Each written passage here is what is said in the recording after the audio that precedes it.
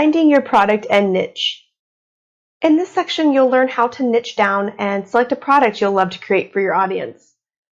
It's a really wonderful feeling when you make your customers very happy.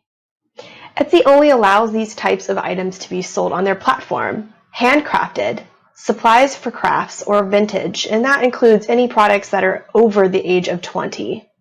So start thinking about whether you want to make a physical product that you have to ship to people or if you want to make graphics to sell digitally. Let's chat about niches and why they are so important. What is a niche? A tightly defined portion of a subcategory, a distinct segment within any given market. For example, let's pick the subcategory undergarments for women, specifically bras. Let's narrow that down even further into a niche: bras for new mothers breastfeeding. Let's look at another example. Let's try the subcategory health and fitness, specifically an exercise and diet plan. Let's niche down and look at an exercise and diet plan for middle-aged women experiencing hormonal shifts. Let's talk about the biggest mistakes for new business owners on Etsy. Selling all the things. Trying to cater to everyone by being a general store.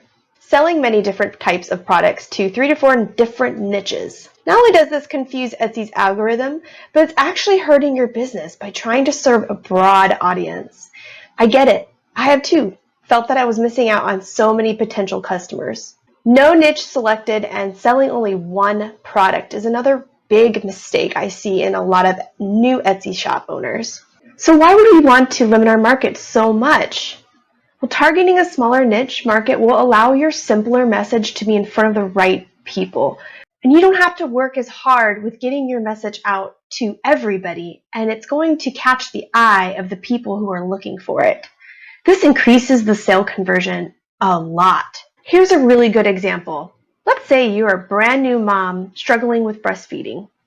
In the middle of trying to breastfeed your new child, you see an infomercial about a bra that could fix your breastfeeding woes. It's absolutely going to grab your attention. Let's think of another scenario where instead of seeing that infomercial for a specific bra that could help you, we see a Victoria's Secret commercial that are selling new types of bras. Now, they could have something similar to the bra that we just spoke about, but if they are targeting a broader audience, just about anybody needing a bra, then you're likely not going to see that they have one that is going to help you, and you're going to completely miss it. You're going to completely ignore this commercial. Targeting a niche audience makes you the big fish in a small pond.